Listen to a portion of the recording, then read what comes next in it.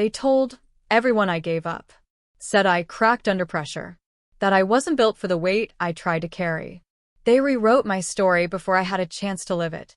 I wasn't lazy. I wasn't lost.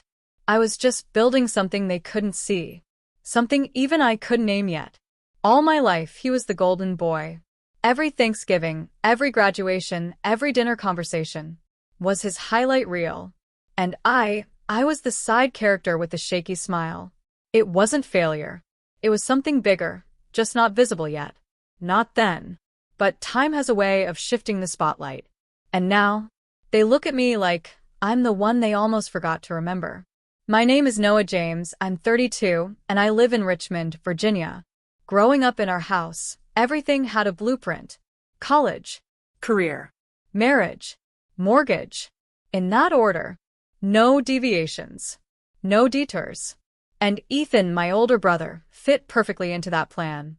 Straight A student, med school by 23, married his high school sweetheart, Lena, before he turned 26. They called him Dr. James, even before he earned it. My mom used to beam when she said his name, like she was saying a prayer. Me? I was supposed to be the second success story. Same last name, same path, just a little behind. But by the time I hit 24, I'd already dropped out of law school, quit 2 jobs, and moved back into the basement. They didn't say much. Just quiet disappointment, like I was background noise they didn't know how to turn off. She's just taking a break. My aunt would whisper at family reunions, referring to me like I was a failed project someone had shelved. We don't talk about that anymore. I overheard my dad say once. About me.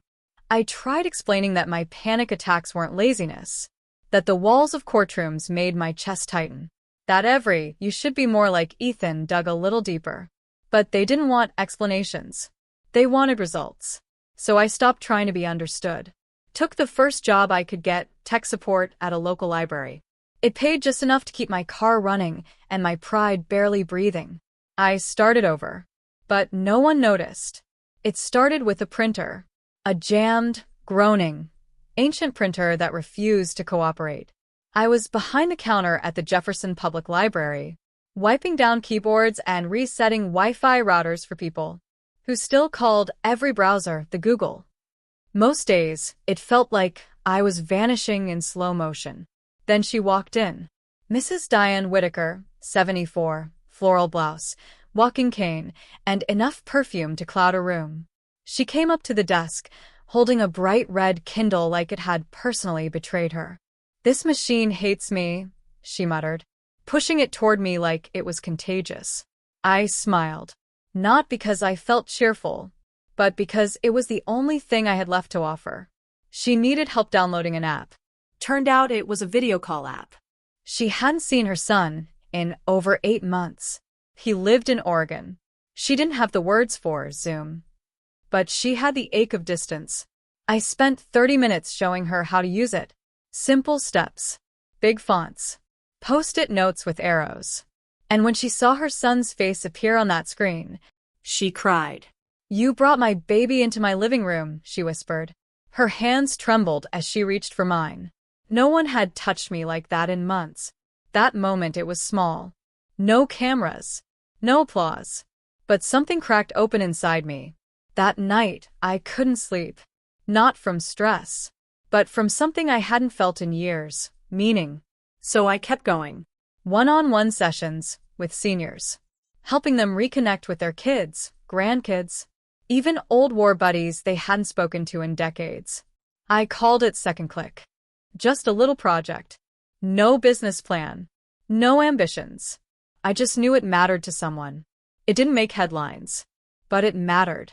What started in a dusty library corner with Diane's trembling hands became something no one, including me, could have predicted. Second Click grew. Quietly. Organically. I set up free weekend workshops at nursing homes, partnered with a local tech college for volunteers. At first, it was just 5 seniors a week, then 10, then 30. Within a year, we were onboarding over 1,200 seniors per month. I built a simple site, automated the booking system, and added a chatbot that used big buttons and friendly language. We had a 78% email open rate. That's higher than some Fortune 500 campaigns. People donated old tablets, phones, laptops. We refurbished them, delivered them to seniors. A few local libraries even paid me to train their staff. It was working. But at home, I was still invisible. At Thanksgiving, I sat across from Ethan. He talked about his newest private clinic in Scottsdale. My dad kept nodding with pride. Mom brought up Lena's new interior design company like it was a national achievement. Then came the moment they always ask. So, what have you been up to? I said it. I said the numbers, the growth, the stories. I told them about Diane, about the families reunited. I said second click like it meant something. And my dad, he smirked. Teaching old folks to click buttons? Real noble work. Ethan chuckled under his breath. She's always been the free spirit. Free spirit. That phrase used to sound like a compliment. Now it felt like a polite way of saying, you don't matter. The irony wasn't lost on me. I had built something real, something useful, something that was changing lives. But the people I wanted to notice the most were too busy applauding a title. Still, I kept going. We expanded into 3 states, added Spanish language support, launched a mobile version called Click Connect. I was hiring now people like me, overlooked, misunderstood. They thrived. I watched it happen in real time. And yet, no calls from home. No mentions in the family group chat. But I had something stronger than pride.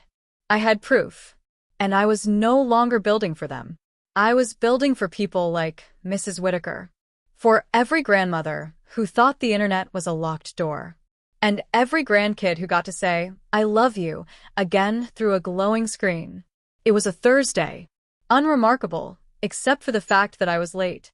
I'd agreed, reluctantly, to speak at a community conference in San Diego. A panel on bridging the tech gap across generations. I wasn't even the main speaker, just one of many. I sat backstage with my badge. HarperCollins, founder, second click. Most people read it and just asked, so what exactly is second click? That day, I was wearing a navy blouse, dark jeans, and anxiety. The kind that clings to your spine when you've been dismissed too many times. Still, I showed up. Midway through the event, I stepped out for a coffee. It was one of those sun-warmed, open-lobby cafes filled with soft jazz and overpriced muffins. I stood in line behind a man and a woman in their early 30s. She had her phone out, showing him something. I swear, she said, this saved everything.